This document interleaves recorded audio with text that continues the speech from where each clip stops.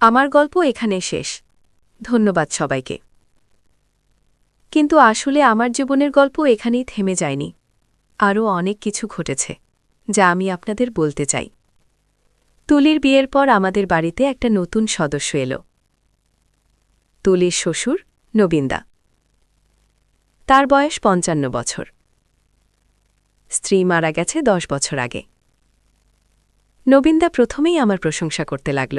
বলতো, মিতা, বৌমা, আপনার মতো নারী খুব কমই দেখেছি। আমি প্রথমে এটাকে সাধারণ প্রশংসা মনে করেছিলাম, কিন্তু ধীরে ধীরে তার আচরণ অদ্ভুত হতে লাগল। একদিন নবীনদা আমাকে একা পেয়ে বলল, মিতা, আমি তোমাকে ভালোবেসে ফেলেছি। আমি চমকে গিয়ে বললাম, আপনি কি বলছেন? আমি তো আপনার সমবয়সী পুত্রবধূর মা। নবীনদা বলল, বয়স শুধু সংখ্যা, আমার হৃদয় তোমার জন্য কাঁদে। আমি ভয় পেয়ে শুভকে সব বললাম। শুভ রেগে গিয়ে নবীনদার সাথে কথা বলল, কিন্তু নবীনদা বলল, আমি কোনো অন্যায় কাজ করিনি, আমি শুধু আমার অনুভূতি প্রকাশ করেছি। এই ঘটনা তুলির বিয়ের পর পারিবারিক সমস্যার সৃষ্টি করল। তুলি কিছু বুঝতে পারছিল না। রিয়াদ এসে নবীনদার সাথে কঠোর কথা বলল। নবীনদা বলল, তোমার মায়ের মধ্যে এমন একটা আকর্ষণ আছে যা পুরুষদের পাগল করে দেয়। রিয়াদ রেগে গিয়ে বলল, আপনি আমার মায়ের সম্মানহানি করছেন। নবীনদা বলল, আমি তার সম্মানহানি করছি না, আমি তাকে ভালোবাসি। এই সমস্যা কয়েক মাস চলল। অবশেষে তুলির স্বামী তার বাবাকে বুঝিয়ে বলল। নবীনদা শেষ পর্যন্ত আমার কাছে ক্ষমা চেয়ে বলল, আমি আমার একাকিত্বের কারণে ভুল পথে গিয়েছিলাম। এই ঘটনার পর আমি ভাবতে লাগলাম, কেন আমার সাথে বারবার এমন ঘটছে। রিয়াদ, অভিজিৎ, করিম আর এখন নবীনদা। আমি একজন বিশেষজ্ঞ মনোবিদের কাছে গেলাম। তিনি আমার সাথে বিস্তারিত কথা বললেন। তিনি বললেন, আপনার মধ্যে একটা বিশেষ গুণ আছে। আপনি যাকে স্নেহ করেন সে সেটাকে ভুল অর্থে নিয়ে নেয়। তিনি আরও বললেন, আপনার ব্যক্তিত্ব এমন যে পুরুষরা আপনার কাছ থেকে মাতৃ স্নেহ খোঁজে, কিন্তু সেটাকে প্রেম মনে করে। আমি জিজ্ঞেস করলাম, তাহলে আমি কি করব? তিনি বললেন, আপনি নিজেকে পরিবর্তন করার দরকার নেই, শুধু আরও সাবধান হতে হবে। এরপর থেকে আমি আরও বেশি সতর্ক হয়ে চলতে লাগলাম। কিন্তু সমস্যা এখানেই শেষ হল না। সুমির দ্বিতীয় সন্তান হওয়ার পর আরেকটা অদ্ভুত ঘটনা ঘটল। রিয়াদের এক কলিগ সুদীপ আমাদের বাড়িতে আসত। সে রিয়াদের খুব ভালো বন্ধু। সুদীপের বয়স ৩০ বছর, অবিবাহিত, খুব ভদ্র ছেলে। প্রথমে সুদীপ খুব স্বাভাবিক আচরণ করত, কিন্তু একদিন সে আমাকে বলল, আন্টি, আপনি আমার মায়ের চেয়েও ভালো। আমি বললাম, কেন এমন বলছ? সুদীপ বলল, আমার মা আমাকে ভালোবাসেন না, কিন্তু আপনি যেভাবে আমার যত্ন নেন সেটা দেখে আমার খুব ভালো লাগে। আমি এটাকে সাধারণ কথা মনে করেছিলাম, কিন্তু কয়েকদিন পর সুদীপ আমাকে বলল, আন্টি, আমি আপনার ছেলে হতে চাই। আমি অবাক হয়ে বললাম, তুমি তো রিয়াদের বন্ধু, আমাকে আন্টি ডাকো, এটাই যথেষ্ট।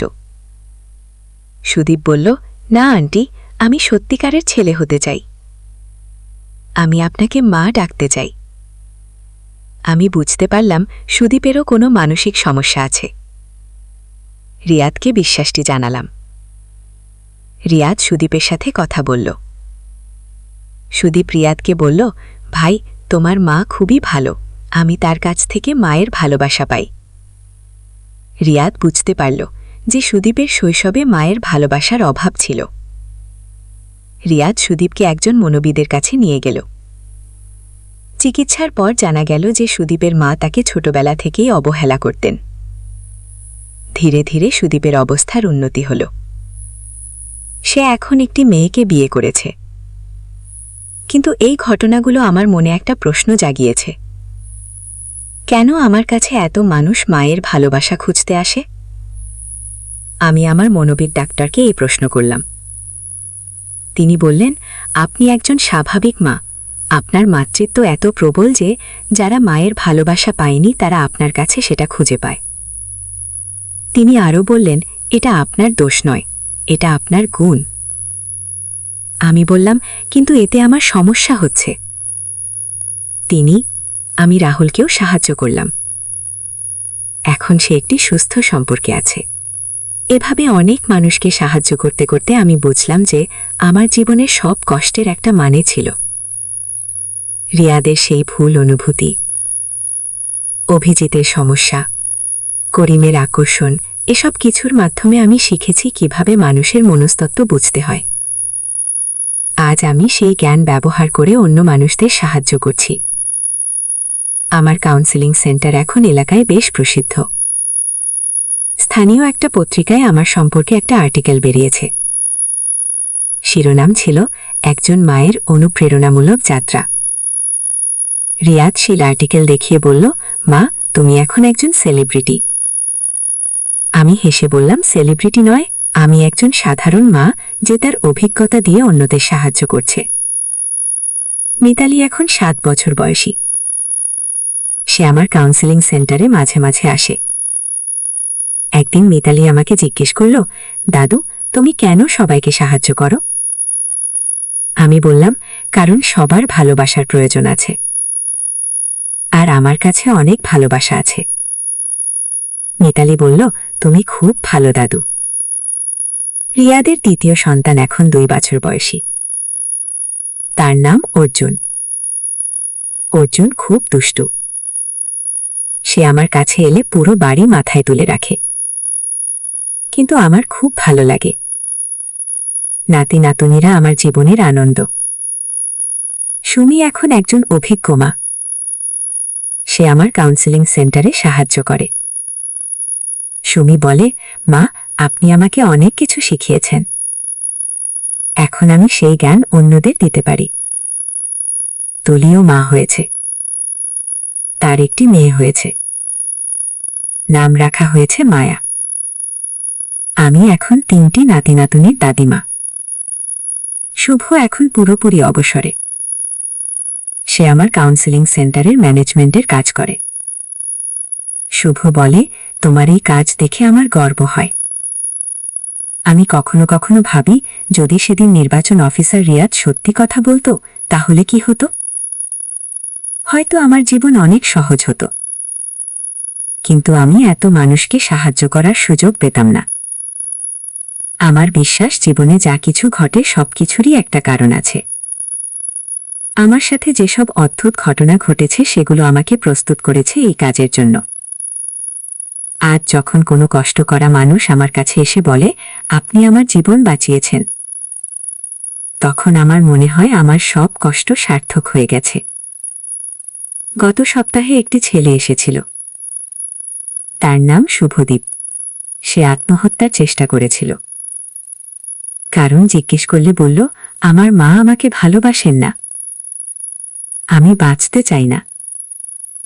আমি শুভদীপের সাথে অনেক কথা বললাম। তাকে বুঝিয়ে বললাম যে জীবনে অনেক কিছু আছে। এখন শুভদীপ নিয়মিত আমার কাছে আসে। তার মানসিক অবস্থার অনেক উন্নতি হয়েছে। এরকম অনেক মানুষকে আমি সাহায্য করেছি। প্রতিটি সাফল্যের গল্প আমাকে আরও অনুপ্রাণিত করে। আমার কাউন্সেলিং সেন্টার এখন সরকারি স্বীকৃতি পেয়েছে। স্থানীয় প্রশাসন আমাকে সম্মাননা দিয়েছে। কিন্তু সবচেয়ে বড় পুরস্কার হচ্ছে মানুষের ভালোবাসা। যারা আমার সাহায্য পেয়েছে তারা আমাকে অনেক শ্রদ্ধা করে। রিয়াদ প্রায় বলে, মা, তুমি অনেক মানুষের জীবন পরিবর্তন করেছ। আমি বলি, তারাও আমার জীবন পরিবর্তন করেছে। সত্যি কথা হলো, যাদের আমি সাহায্য করি তাদের কাছ থেকেও আমি অনেক কিছু শিখি। প্রতিটি মানুষের একটা আলাদা গল্প আছে। সেই গল্প শুনতে শুনতে আমি বুঝি যে কষ্ট সবার জীবনেই আছে। আমার নিজের কষ্ট তার তুলনায় অনেক ছোট। আজ আমি একজন সুখী নারী। আমার পরিবার সুখে আছে। আমি সমাজের কাজে লাগছি। আর কি চাই? কখনো কখনো রাতে একা বসে থাকি। মনে পড়ে সেই দিনগুলোর কথা, যখন রিয়াদ বলেছিল, মা, আমি তোমাকে বিয়ে করতে চাই। সেদিন আমার মনে হয়েছিল পৃথিবী শেষ হয়ে গেছে। আজ বুঝি সেটাই ছিল আমার জীবনের শুরু। অফিসের লম্বা শাড়ি আর কাগজপত্রের গন্ধ আজও আমার নাকে লেগে আছে। ঘরে ফিরে এসেও সেই কথাগুলো কানে বাজছে। একটা ভোটার কার্ড বানাতে গিয়ে আমার পুরো জীবন উল্টাপাল্টা হয়ে গেল। কিন্তু সেই উল্টাপাল্টা হওয়াই আমার জীবনের সবচেয়ে ভালো জিনিস ছিল। আজ আমি গর্ব করে বলতে পারি যে আমি আমার জীবনের সদ্ব্যবহার করেছি। যেসব কষ্ট পেয়েছি সেগুলো থেকে শিক্ষা নিয়েছি, আর সেই শিক্ষা দিয়ে অন্যদের সাহায্য করছি। তাহলে আপনার জীবনও অর্থবহ হয়ে উঠবে। আমার গল্পের মাধ্যমে আমি এটাই বোঝাতে চেয়েছি। অনেকেরই উপকার হবে, বিশেষ করে যারা জীবনে বিভিন্ন সমস্যার সম্মুখীন হচ্ছেন তাদের। আমার বিশ্বাস, আমার গল্প থেকে তারা শক্তি পাবেন, বুঝবেন যে কোনো সমস্যারই সমাধান আছে, হাল ছাড়লে চলবে না। আমি এখন 50 বছর বয়সে পা দিয়েছি। এই বয়সে এসে আমি বুঝতে পারছি যে জীবন কত দ্রুত চলে যায়। মনে হচ্ছে গতকালই তো আমি সেই নির্বাচন অফিসে গিয়েছিলাম। রিয়াদ বলেছিল আমরা স্বামী স্ত্রী, আর আজ সেই রিয়াদ 2 সন্তানের বাবা।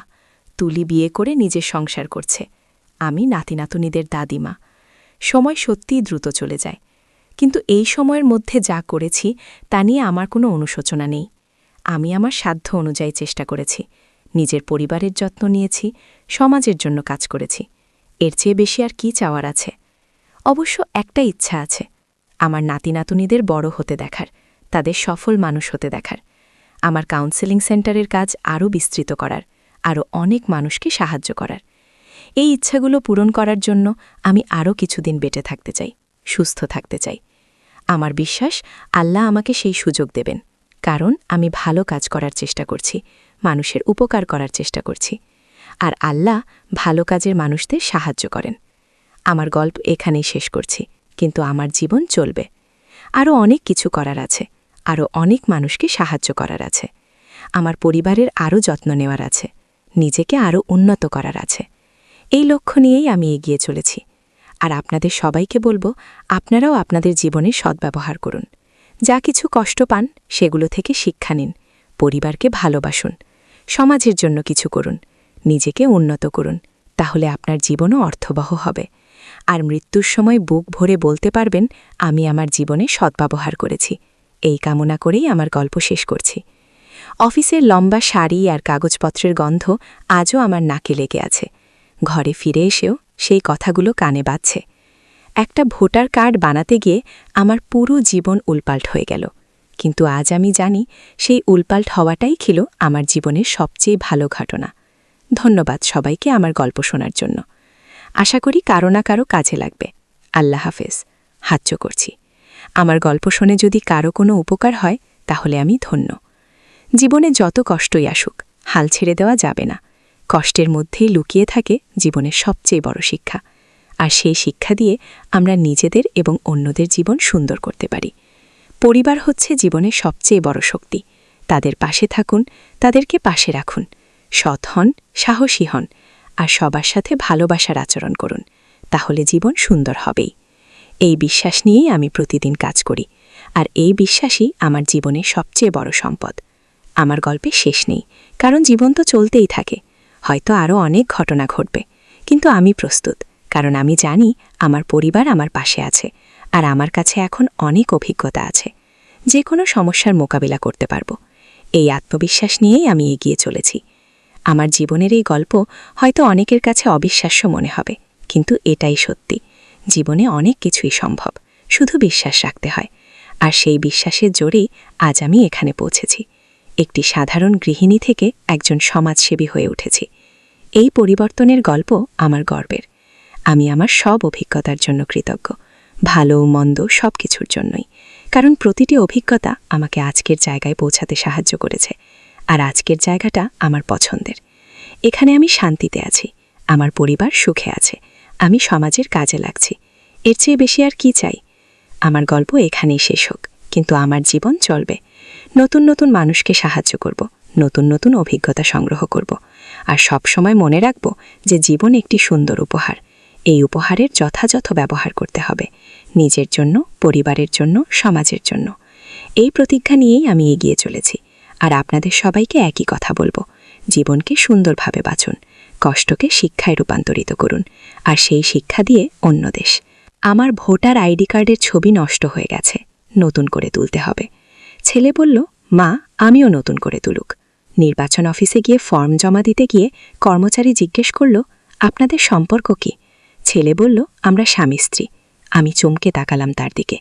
অফিস থেকে বেরিয়ে জিজ্ঞেস করলাম, কেন এমন বললি? সে আমার 2 হাত ধরে বলল, মা কারণ আমি সত্যিই চাই তুমি আমার স্ত্রী হও। এই নতুন ভোটার কার্ডে আমরা একই ঠিকানায় স্বামী স্ত্রী হিসেবে থাকি। আমি তোমাকে ভালোবাসি, শুধু মা হিসেবে নয়। বিয়ে করো আমাকে। অফিসের লম্বা শাড়ি আর কাগজপত্রের গন্ধ আজও আমার নাকে লেগে আছে। ঘরে ফিরে এসেও সেই কথাগুলো কানে বাজছে। একটা ভোটার কার্ড বানাতে গিয়ে আমার পুরো জীবন উলপাল্ট হয়ে গেল, কিন্তু আজ আমি জানি সেই উলপাল্ট হওয়াটাই ছিল আমার জীবনের সবচেয়ে ভালো ঘটনা। ধন্যবাদ সবাইকে আমার গল্প শোনার জন্য। আশা করি কারো না কারো কাজে লাগবে। আল্লাহ হাফেজ। হাতজো করছি। আমার গল্প শুনে যদি কারো কোনো উপকার হয় তাহলে আমি ধন্য। জীবনে যত কষ্টই আসুক, হাল ছেড়ে দেওয়া যাবে না। কষ্টের মধ্যেই লুকিয়ে থাকে জীবনের সবচেয়ে বড় শিক্ষা। আর সেই শিক্ষা দিয়ে আমরা নিজেদের এবং অন্যদের জীবন সুন্দর করতে পারি। পরিবার হচ্ছে জীবনের সবচেয়ে বড় শক্তি। তাদের পাশে থাকুন, তাদেরকে পাশে রাখুন। সৎ হন, সাহসী হন, আর সবার সাথে ভালোবাসার আচরণ করুন। তাহলে জীবন সুন্দর হবেই। এই বিশ্বাস নিয়েই আমি প্রতিদিন কাজ করি, আর এই বিশ্বাসই আমার জীবনের সবচেয়ে বড় সম্পদ। আমার গল্পের শেষ নেই, কারণ জীবন তো চলতেই থাকে। হয়তো আরও অনেক ঘটনা ঘটবে, কিন্তু আমি প্রস্তুত, কারণ আমি জানি আমার পরিবার আমার পাশে আছে, আর আমার কাছে এখন অনেক অভিজ্ঞতা আছে। যে কোনো সমস্যার মোকাবিলা করতে পারবো। এই আত্মবিশ্বাস নিয়েই আমি এগিয়ে চলেছি। আমার জীবনের এই গল্প হয়তো অনেকের কাছে অবিশ্বাস্য মনে হবে, কিন্তু এটাই সত্যি। জীবনে অনেক কিছুই সম্ভব, শুধু বিশ্বাস রাখতে হয়। আর সেই বিশ্বাসের জোরেই আজ আমি এখানে পৌঁছেছি। একটি সাধারণ গৃহিণী থেকে একজন সমাজসেবী হয়ে উঠেছি। এই পরিবর্তনের গল্প আমার গর্বের। আমি আমার সব অভিজ্ঞতার জন্য কৃতজ্ঞ, ভালো মন্দ সব কিছুর জন্যই। কারণ প্রতিটি অভিজ্ঞতা আমাকে আজকের জায়গায় পৌঁছাতে সাহায্য করেছে। আর আজকের জায়গাটা আমার পছন্দের। এখানে আমি শান্তিতে আছি, আমার পরিবার সুখে আছে, আমি সমাজের কাজে লাগছি। এর চেয়ে বেশি আর কি চাই? আমার গল্প এখানেই শেষ হোক, কিন্তু আমার জীবন চলবে। নতুন নতুন মানুষকে সাহায্য করব, নতুন নতুন অভিজ্ঞতা সংগ্রহ করব, আর সব সময় মনে রাখব যে জীবন একটি সুন্দর উপহার। এই উপহারের যথাযথ ব্যবহার করতে হবে, নিজের জন্য, পরিবারের জন্য, সমাজের জন্য। এই প্রতিজ্ঞা নিয়েই আমি এগিয়ে চলেছি। আর আপনাদের সবাইকে একই কথা বলবো, জীবনকে সুন্দরভাবে বাঁচুন, কষ্টকে শিক্ষায় রূপান্তরিত করুন, আর সেই শিক্ষা দিয়ে অন্য দেশ। আমার ভোটার আইডি কার্ডের ছবি নষ্ট হয়ে গেছে, নতুন করে তুলতে হবে। ছেলে বলল, মা আমিও নতুন করে তুলুক। নির্বাচন অফিসে গিয়ে ফর্ম জমা দিতে গিয়ে কর্মচারী জিজ্ঞেস করল, আপনাদের সম্পর্ক কি? ছেলে বলল, আমরা স্বামী স্ত্রী। আমি চমকে তাকালাম তার দিকে। অফিস থেকে বেরিয়ে জিজ্ঞেস করলাম, কেন এমন বললি? সে আমার 2 হাত ধরে বলল, মা কারণ আমি সত্যিই চাই তুমি আমার স্ত্রী হও। এই নতুন ভোটার কার্ডে আমরা একই ঠিকানায় স্বামী স্ত্রী হিসেবে থাকি। আমি তোমাকে ভালোবাসি, শুধু মা হিসেবে নয়। বিয়ে করো আমাকে। আমি একদম স্তব্ধ হয়ে গেলাম। কানে এসে আঘাত করো রিয়াদের কথাগুলো। আমি কি শুনলাম? রিয়াদ আমাকে বিয়ে করতে চায়? আমি তো তার মা।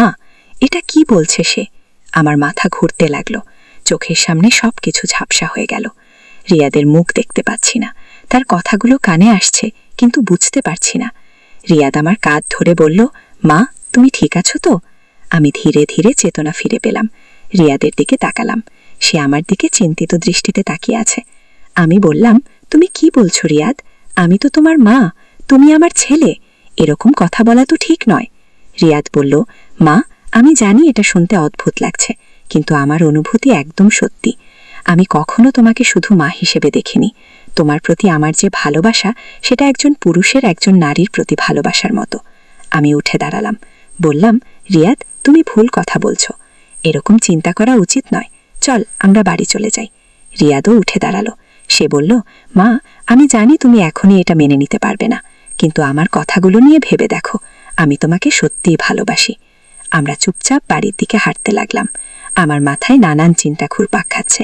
রিয়াদ কি সত্যিই এমন ভাবে, নাকি এটা কোনো মুহূর্তের আবেগ? এরকম কথা তো কখনো শুনিনি। বাড়িতে পৌঁছে আমি সোজা আমার রুমে চলে গেলাম। রিয়াদ তার রুমে গেল। আমি বিছানায় শুয়ে সারাদিনের ঘটনাগুলো মনে করতে লাগলাম। অফিসের লম্বা শাড়ি আর কাগজপত্রের গন্ধ আজও আমার নাকে লেগে আছে। ঘরে ফিরে এসেও সেই কথাগুলো কানে বাজছে। একটা ভোটার কার্ড বানাতে গিয়ে আমার পুরো জীবন উল্টোপাল্ট হয়ে গেল।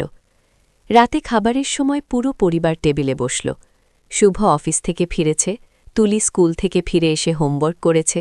সবাই স্বাভাবিক আছে, শুধু আমার মনটা খারাপ। শুভ জিজ্ঞেস করল, কি হয়েছে, তুমি একদম চুপচাপ কেন?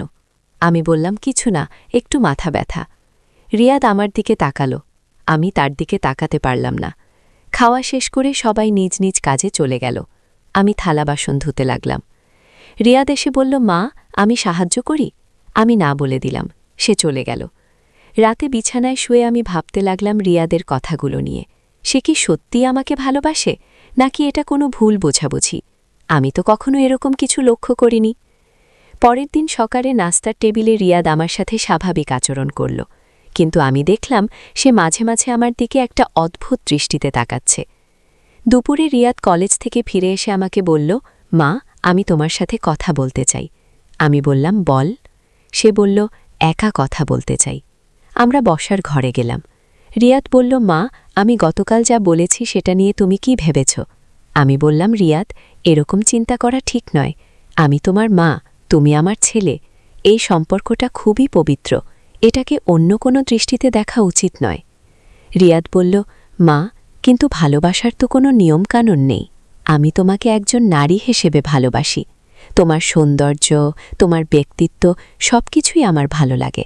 আমার মনে হলো রিয়াদ হয়তো কোনো মানসিক সমস্যায় ভুগছে। আমি বললাম, তুমি হয়তো কোনো ভুল চিন্তায় পড়ে গেছ, একজন ডাক্তারের সাথে কথা বলা উচিত। রিয়াদ রেগে গেল। সে বলল, আমি পাগল নই মা, আমার অনুভূতি একদম সত্যি। আমি জানি সমাজ এটাকে মেনে নেবে না, কিন্তু আমার কাছে তুমিই সবচেয়ে সুন্দর নারী।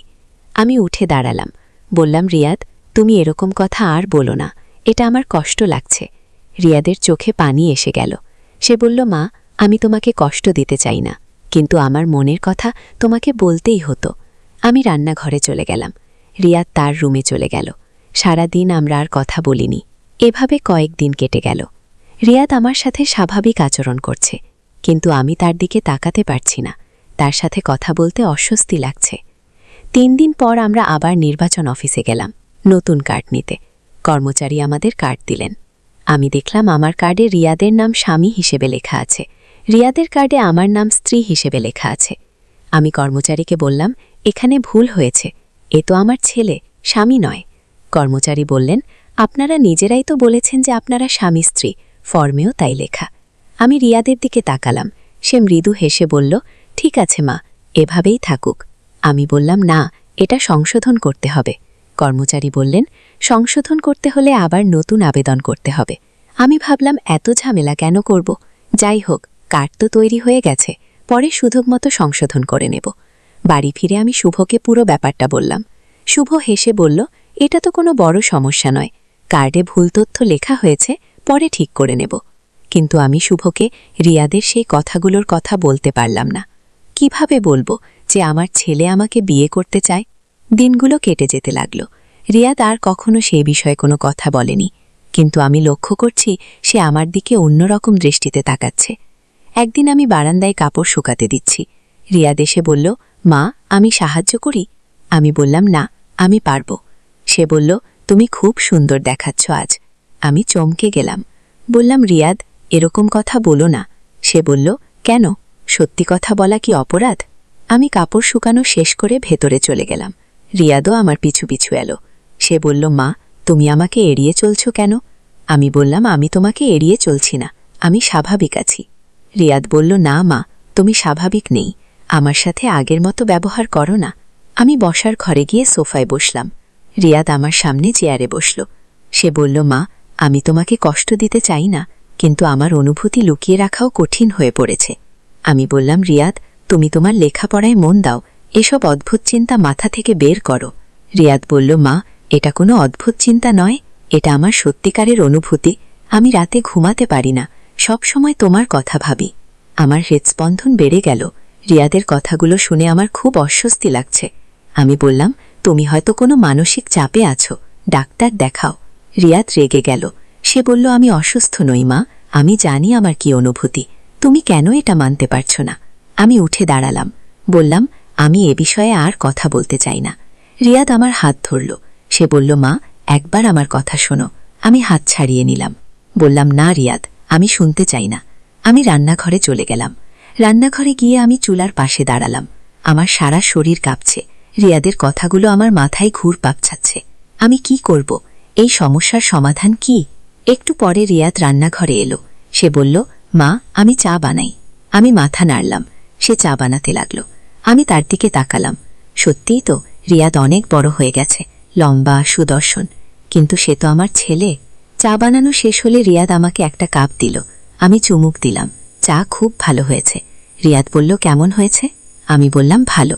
রিয়াদ বলল, মা, আমি তোমার জন্য যে কোনো কিছু করতে পারি, তুমি যা চাইবে তাই করব।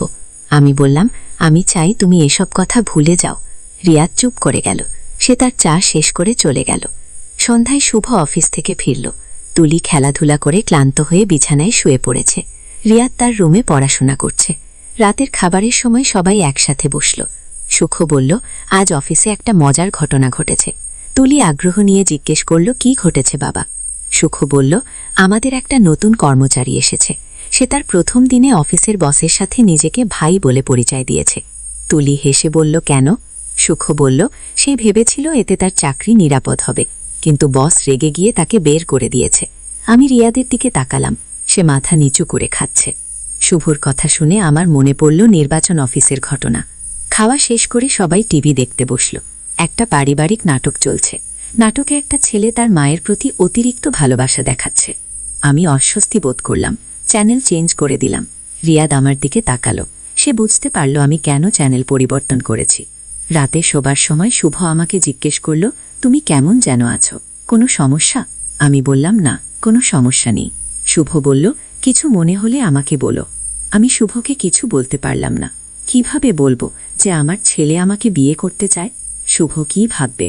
পরের দিন সকালে শুভ আর তুলি বের হয়ে গেল। ঘরে আমি আর রিয়াদ একা। রিয়াদ কলেজে যাওয়ার জন্য তৈরি হচ্ছে। আমি বললাম, রিয়াদ, তুমি কলেজে কোনো মেয়ের সাথে বন্ধুত্ব করো? রিয়াদ থমকে গেল। সে বলল, কেন এই প্রশ্ন মা? আমি বললাম, তোমার বয়স হয়েছে, বিয়ে শাদির কথা ভাবা উচিত। রিয়াদ বলল, আমি তো তোমাকেই বিয়ে করতে চাই।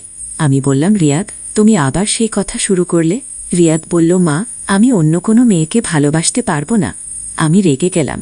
তুমি বাইরে গিয়ে অন্য মেয়েদের সাথে মেলামেশা করো, তাহলে এসব অদ্ভুত চিন্তা মাথা থেকে চলে যাবে।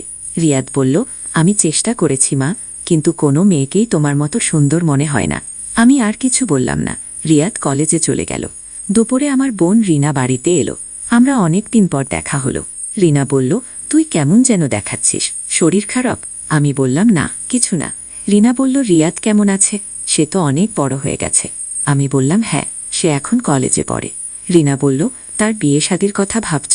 আমার মনে হলো রিনার কাছে আমার সমস্যার কথা বলি, কিন্তু সাহস পেলাম না। কিভাবে বলবো? রিনা বলল, আমার এক সহকর্মীর মেয়ে আছে, খুব ভালো মেয়ে, রিয়াদের সাথে পরিচয় করিয়ে দিতে পারি। আমি বললাম, দেখি, রিয়াদের সাথে কথা বলবো। রিনা চলে যাওয়ার পর আমি ভাবতে লাগলাম, হয়তো রিয়াদের সত্যিই একজন ভালো মেয়ের সাথে পরিচয় হলে সে সব ভুল চিন্তা ভুলে যাবে। সন্ধ্যায় রিয়াদ কলেজ থেকে ফিরল। আমি তাকে রিনার প্রস্তাবের কথা বললাম। রিয়াদ রাগ করল। সে বলল, আমি অন্য কোনো মেয়েকে বিয়ে করব না। আমি বললাম, কেন? তুমি তো দেখো না।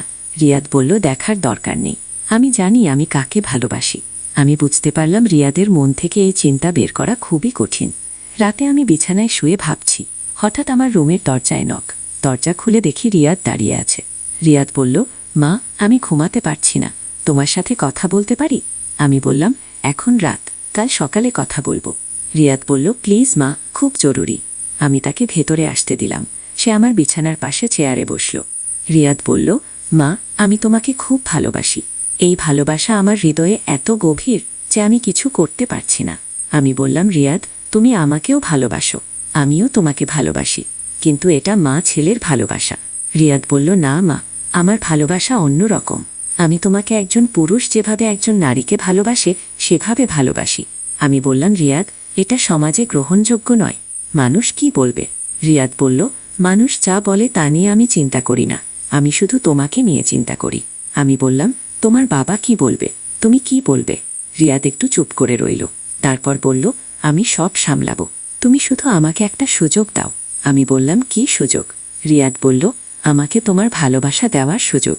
আমি তোমাকে খুশি রাখব, তোমার সব প্রয়োজন মেটাবো। আমি উঠে দাঁড়ালাম, বললাম, রিয়াদ, তুমি তোমার রুমে চলে যাও, আমি ঘুমাতে যাই। রিয়াদ বলল, মা, আমার কথার জবাব দাও। আমি বললাম, আমার কোনো জবাব নেই, তুমি চলে যাও। রিয়াদ মন খারাপ করে চলে গেল। আমি দরজা বন্ধ করে দিলাম। সারা রাত আমি ঘুমাতে পারলাম না। রিয়াদের কথাগুলো মাথায় ঘুরছে। সে কি সত্যিই আমাকে এত ভালোবাসে, নাকি এটা কোনো মানসিক সমস্যা? পরের দিন সকালে নাস্তার সময় রিয়াদ আমার দিকে তাকালো না। সে চুপচাপ খেয়ে কলেজে চলে গেল। আমি ভাবলাম হয়তো কোনো মনোবিদের সাথে ভালোবাসা দেখা দেয়া, এটাকে সাইকোলজিক্যাল ডিসঅর্ডার বলে। আমি একজন মনোবিদের ফোন নম্বর নোট করলাম, ভাবলাম রিয়াদকে নিয়ে যাব। সন্ধ্যায় রিয়াদ বাড়ি ফিরল। আমি তাকে ডাক্তার দেখানোর কথা বললাম। রিয়াদ রেগে গেল। সে বলল, আমি অসুস্থ নই, আমার কোনো চিকিৎসার দরকার নেই। আমি বললাম, তুমি স্বাভাবিক আচরণ করছো না। রিয়াদ বলল, ভালোবাসা কোনো অসুখ নয় মা। আমি বললাম, কিন্তু এরকম ভালোবাসা তো স্বাভাবিক নয়। রিয়াদ চলে গেল।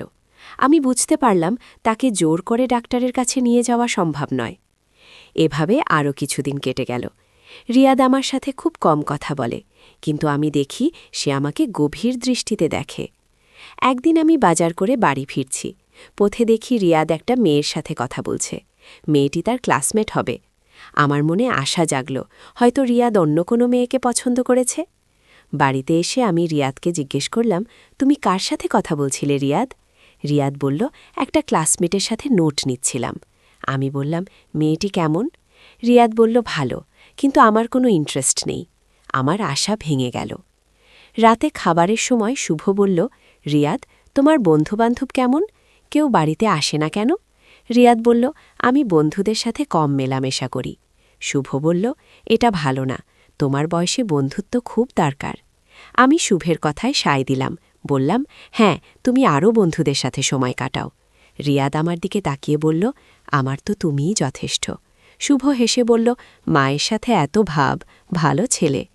আমি অস্বস্তি বোধ করলাম। রিয়াদের কথার অর্থ শুভ বুঝতে পারেনি। খাওয়ার পর আমি বারান্দায় গিয়ে দাঁড়ালাম। রিয়াদ আমার কাছে এসে বলল, মা, তুমি আমাকে এড়িয়ে চলছ। আমি বললাম, আমি তোমাকে এড়িয়ে চলছি না রিয়াদ। রিয়াদ বলল, তুমি আমার সাথে আগের মতো স্বাভাবিক আচরণ করো না। আমি বললাম, তুমি যেসব কথা বলেছ তারপর আমি কিভাবে স্বাভাবিক থাকব? রিয়াদ বলল, আমি কি ভুল কিছু বলেছি? আমি বললাম, হ্যাঁ, তুমি খুবই ভুল কথা বলেছ। রিয়াদ চুপ করে গেল। আমি ভেতরে চলে গেলাম। একদিন আমি রান্নাঘরে কাজ করছি। হঠাৎ পেছন থেকে কেউ আমাকে জড়িয়ে ধরল। আমি চমকে পেছনে তাকালাম। রিয়াদ আমাকে জড়িয়ে ধরে আছে। আমি বললাম, রিয়াদ, তুমি কি করছো? ছাড়ো আমাকে। রিয়াদ বলল, মা, আমি তোমাকে ভালোবাসি, আমাকে তোমার ভালোবাসা দাও। আমি তার হাত সরিয়ে দিলাম। বললাম, তুমি পাগল হয়ে গেছ। রিয়াদ বলল, হ্যাঁ, আমি তোমার ভালোবাসায় পাগল। আমি রান্নাঘর থেকে বেরিয়ে এলাম। রিয়াদ আমার পিছু পিছু এলো।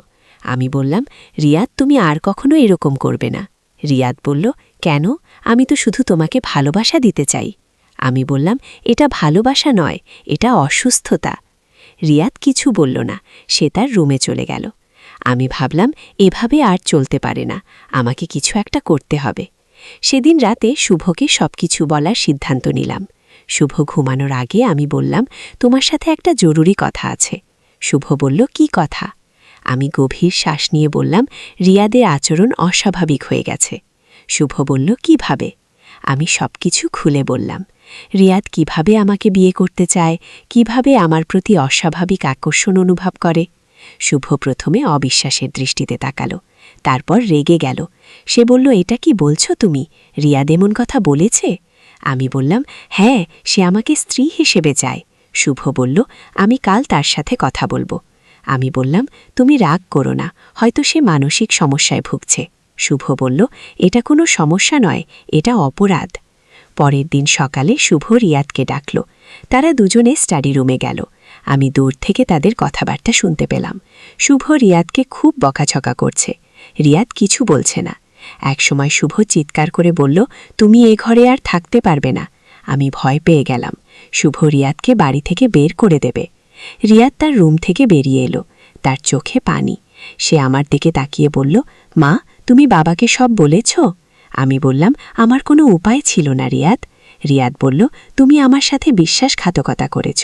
আমি বললাম, আমি তোমার ভালোর জন্য বলেছি। রিয়াদ বলল, আমার ভালো কি সেটা আমি ভালো জানি। শুভ বেরিয়ে এসে বলল, রিয়াদ, তুমি এই বাড়িতে আর থাকতে পারো না, তোমার মামার বাড়িতে চলে যাও। রিয়াদ বলল, আমি কোথাও যাব না। শুভ রেগে গেল।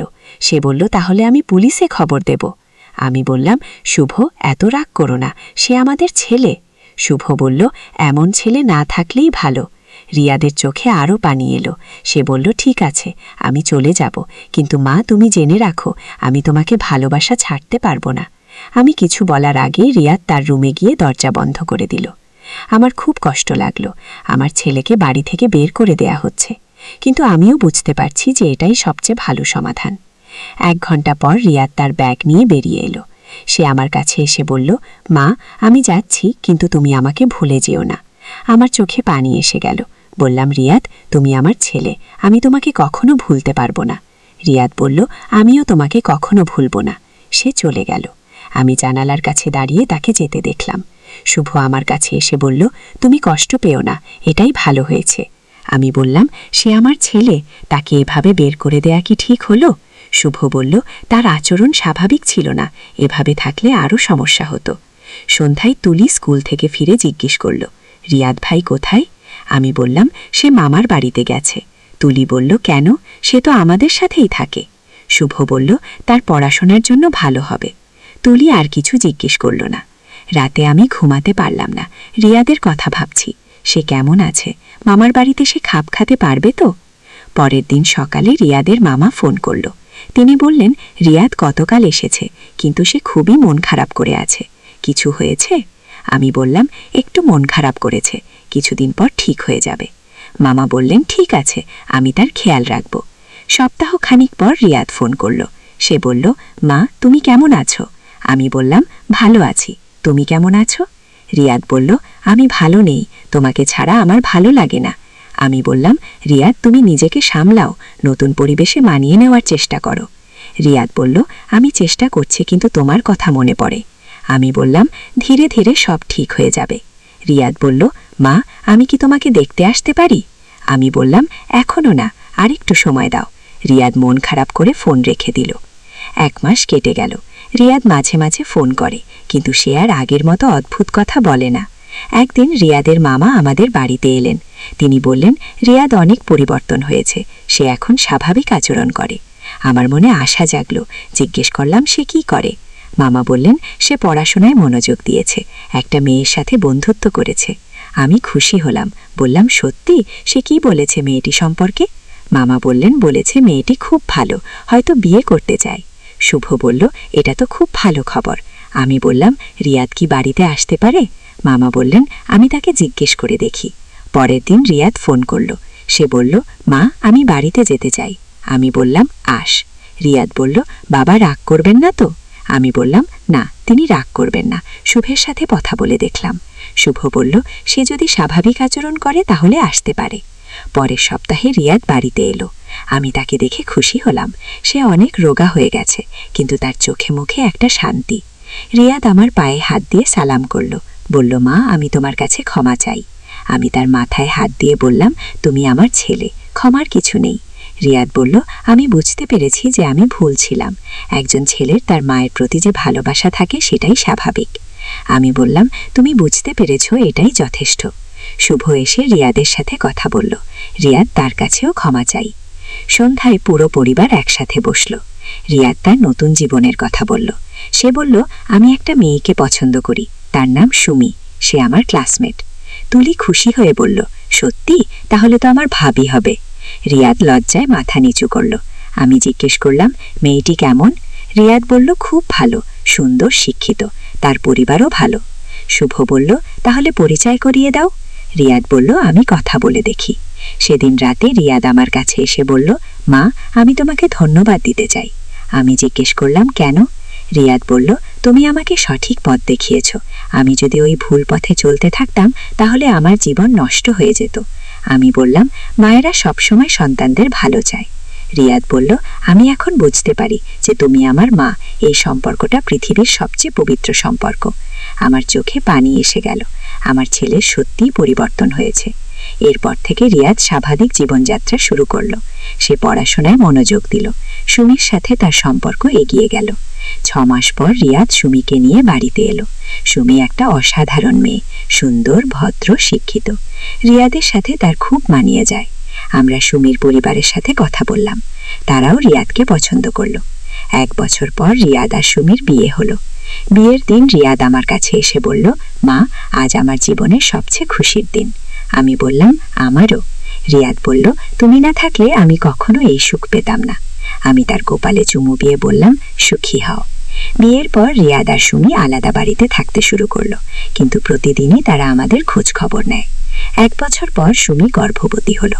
আমি দাদিমা হব, এই খবরে আমার খুশির সীমা রইল না। 9 মাস পর সুমি একটি সুন্দর মেয়ে সন্তানের জন্ম দিল। রিয়াদ তাকে আমার কাছে নিয়ে এলো। আমি নাতনিকে কোলে নিয়ে বললাম, কি সুন্দর। রিয়াদ বলল, মা, তোমার নামেই তার নাম রাখবো। আমি বললাম, না, সুমির পছন্দের নাম রাখো। সুমি বলল, আমি চাই মায়ের নামেই রাখি। শেষ পর্যন্ত মেয়ের নাম রাখা হলো মিতালি। আজ মিতালি 3 বছর বয়সী। সে আমার জীবনের আলো। রিয়াদ এখন একটা ভালো চাকরি করে। সুমির সাথে তার সুখের সংসার। কিন্তু আমি মাঝে মাঝে সেই দিনগুলোর কথা ভাবি, কিভাবে একটা ভোটার কার্ড বানাতে গিয়ে আমার পুরো জীবন উল্টাপাল্টা হয়ে গিয়েছিল। রিয়াদ যখন বলেছিল যে সে আমাকে বিয়ে করতে চায়, তখন আমি কত কষ্ট পেয়েছিলাম। মনে হয়েছিল আমার সন্তান পালনে কোথাও ভুল হয়েছে। কিন্তু এখন বুঝতে পারি যে ধৈর্য আর ভালোবাসা দিয়ে সব কিছু ঠিক করা যায়। আমার সেই কষ্টের দিনগুলো আজ অতীত। এখন আমার পরিবার সুখে আছে। রিয়াদ তার স্ত্রী আর মেয়েকে নিয়ে খুশি। তুলিও বড় হয়ে চাকরি করছে। কিন্তু সেই নির্বাচন অফিসের গন্ধ, সেই কাগজপত্রের গন্ধ আজও আমার মনে আছে। সেই দিন থেকে শুরু হওয়া ঘটনাগুলো আমার জীবনের একটা গুরুত্বপূর্ণ অধ্যায়। আমি মাঝে মাঝে ভাবি, যদি সেদিন রিয়াদ সত্যি কথা বলতো, যদি বলতো যে আমি তার মা, তাহলে কি এত কিছু ঘটত? কিন্তু জীবনে যা ঘটার তা ঘটেই। আমরা শুধু সেই ঘটনাগুলো থেকে শিক্ষা নিতে পারি। রিয়াদের ভুল অনুভূতি আমাকে শিখিয়েছে যে মা ছেলের সম্পর্ক কতটা পবিত্র। এই সম্পর্ককে অন্য কোনো দৃষ্টিতে দেখা উচিত নয়। আর সবচেয়ে বড় কথা হল, পরিবারের যে কোনো সমস্যার সমাধান আছে। শুধু ধৈর্য আর ভালোবাসা দিয়ে সেই সমাধান খুঁজে বের করতে হয়। আজ যখন আমি মিতালিকে কোলে নিয়ে বসি, তখন মনে হয় জীবনটা কত সুন্দর। রিয়াদ এখন একজন দায়িত্বশীল পিতা। সে তার মেয়েকে নিয়ে গর্ববোধ করে। সুমিও আমাকে মা বলে ডাকে। আমাদের পরিবারে সে খুব ভালোভাবে মিশে গেছে। শুভ খুশি। সে বলে, সবচেয়ে কঠিন সময়টা আমরা পার করে এসেছি, এখন শুধু সুখের দিন। তুলি বলে, দিদি, তোমার জীবনে অনেক ঘটনা ঘটেছে, কিন্তু সবশেষে সব ঠিক হয়ে গেছে। হ্যাঁ, সব ঠিক হয়ে গেছে। কিন্তু সেই একটা ভোটার কার্ড বানাতে গিয়ে আমার পুরো জীবন উল্টপাল্ট হয়ে যাওয়ার কাহিনী আমি কখনো ভুলতে পারব না। অফিসের লম্বা শাড়ি আর কাগজপত্রের গন্ধ আজও আমার নাকে লেগে আছে। ঘরে ফিরে এসেও সেই কথাগুলো কানে বাজছে। একটা ভোটার কার্ড বানাতে গিয়ে আমার পুরো জীবন উল্টপাল্ট হয়ে গেল। কিন্তু এখন আমি জানি যে সেই উল্টপাল্ট হওয়াটাই আমার জীবনের সবচেয়ে ভালো জিনিস ছিল। কারণ সেই ঘটনার মাধ্যমেই আমি রিয়াদকে সঠিক পথ দেখাতে পেরেছি। আজ আমার জীবন পূর্ণ। আমার সন্তানরা সুখী। আমার নাতুনি আমার কোলে। এর চেয়ে বেশি সুখ আর কি চাই? মাঝে মাঝে রিয়াদ আমাকে বলে, মা, তুমি না থাকলে আমি আজ কোথায় থাকতাম? আমি বলি, মায়েরা সবসময় সন্তানদের পাশে থাকে। রিয়াদ বলে, তুমি শুধু আমার পাশে থাকোনি, আমাকে সঠিক পথ দেখিয়েছ। আমি মনে মনে ভাবি, সন্তান পালন করা সহজ কাজ নয়। কখনো কখনো কঠিন সিদ্ধান্ত নিতে হয়, কিন্তু সেই সিদ্ধান্তই সন্তানের ভবিষ্যৎ নির্ধারণ করে। আজ আমার পরিবার সুখের। এই সুখের জন্য আমি কৃতজ্ঞ। সেই কষ্টের দিনগুলো আজ শুধুমাত্র একটা স্মৃতি, কিন্তু সেই স্মৃতি আমাকে শেখায় যে জীবনে যতই কষ্ট আসুক, ধৈর্য আর ভালোবাসা দিয়ে সব কিছু জয় করা যায়।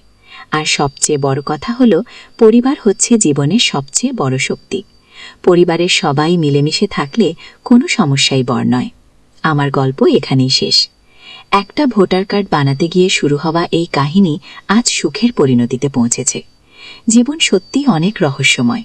কখন কি ঘটে কেউ জানে না, কিন্তু যাই ঘটুক, আমরা যদি সত্য আর ভালোবাসার পথে থাকি তাহলে শেষ পর্যন্ত সবকিছুই ভালো হয়। আমার এই গল্পটা শুনে যদি কারো কোনো উপকার হয় তাহলে আমি খুশি হব। জীবনে যত কষ্টই আসুক, হাল ছেড়ে দেওয়া যাবে না। সবসময় আশা রাখতে হবে যে ভালো দিন আসবেই। এই ছিল আমার গল্প, মিতা সেনের জীবনের সবচেয়ে কঠিন আর সবচেয়ে শিক্ষামূলক অভিজ্ঞতা। কিন্তু আমার গল্প এখানেই শেষ নয়। আরও অনেক ঘটনা ঘটেছে যেগুলো আমি বলতে চাই। রিয়াদের বিয়ের 3 বছর পর একটা অদ্ভুত ঘটনা ঘটল। আমি তখন বাজার করতে গিয়েছি। ফেরার পথে দেখি একটা যুবক আমাকে অনুসরণ করছে। প্রথমে আমি গুরুত্ব দিইনি, কিন্তু পরের দিনও সেই যুবক আমাকে দেখতে পেলাম। তার বয়স প্রায় 25-26 হবে, লম্বা সুন্দর চেহারা। একদিন সে আমার কাছে এসে বলল, আন্টি, আপনার সাথে কথা বলতে পারি? আমি অবাক হয়ে বললাম, তুমি কে? কেন আমাকে অনুসরণ করছো? সে বলল, আমার নাম অভিজিৎ, আমি আপনাকে খুব ভালোবাসি। আমি চমকে গেলাম। আরেকবার সেই একই সমস্যা, এবার একজন অপরিচিত যুবক।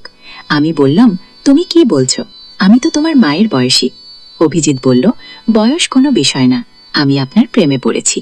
আমি দ্রুত বাড়িতে চলে গেলাম, কিন্তু অভিজিৎ আমার পিছু ছাড়ল না। সে প্রতিদিন আমাদের বাড়ির সামনে দাঁড়িয়ে থাকত। শুভকে বিশ্বাসটা বললাম।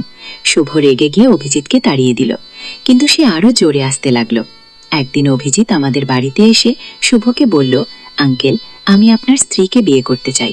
শুভ তো রেগে আগুন, সে অভিজিৎকে মারতে গেল, কিন্তু অভিজিৎ বলল, আঙ্কেল, আমি পুলিশে কমপ্লেন করে দেব।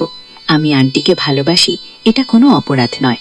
আমি বুঝতে পারছিলাম না কি করব। প্রথমে রিয়াদের সাথে এমন সমস্যা হয়েছিল, এখন এই অভিজিৎ। রিয়াদকে ফোন করে সব বললাম। রিয়াদ দৌড়ে এসে অভিজিতের সাথে কথা বলল। রিয়াদ অভিজিৎকে বলল, তুমি কি করছো? এটা আমার মা। অভিজিৎ বলল, আমি জানি, কিন্তু আমি তাকে ভালোবাসি, আমার অধিকার আছে তাকে বিয়ে করার। রিয়াদ রেগে গিয়ে অভিজিৎকে মারল। দুজনের মধ্যে বিরাট মারামারি হলো। পুলিশ এসে দুজনকে থামালো। পুলিশ অফিসার আমাকে জিজ্ঞেস করল, আপনি কি চান? আমি বললাম, আমি চাই এই যুবক আমাদের ছেড়ে দিয়ে যাক।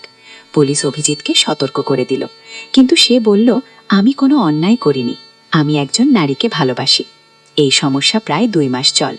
অভিজিৎ আমাদের শান্তিতে থাকতে দিচ্ছিল না। একদিন সুমি আমার কাছে এসে বলল, মা, এই সমস্যার সমাধান করতে হবে, আমার একটা পরিকল্পনা আছে। আমি জিজ্ঞেস করলাম, কি পরিকল্পনা? সুমি বলল, আমার এক বন্ধু আছে, সে মনোবিদ, তার সাহায্য নেওয়া যেতে পারে। আমরা সেই মনোবিদের কাছে গেলাম।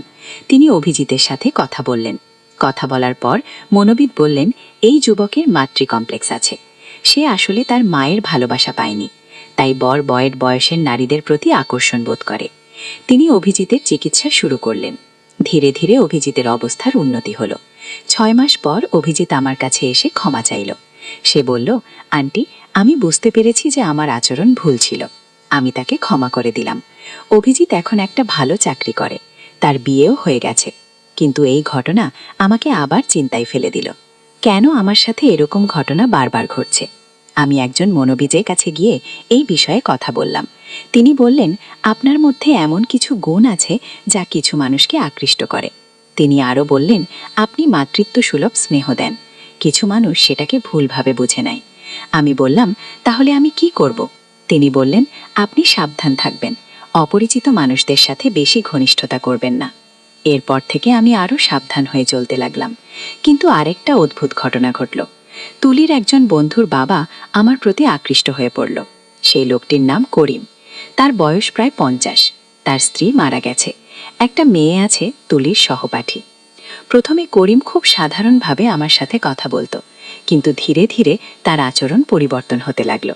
একদিন করিম আমাকে বলল, মিতা, আমি আপনাকে বিয়ে করতে চাই। আমি অবাক হয়ে বললাম, আপনি কি বলছেন? আমার তো স্বামী আছে। করিম বলল, আমি জানি, কিন্তু আমি আপনাকে ভালোবেসে ফেলেছি। আমি শুভকে সব বললাম। শুভ করিমের সাথে কথা বলল, কিন্তু করিম তার সিদ্ধান্তে অটল রইল।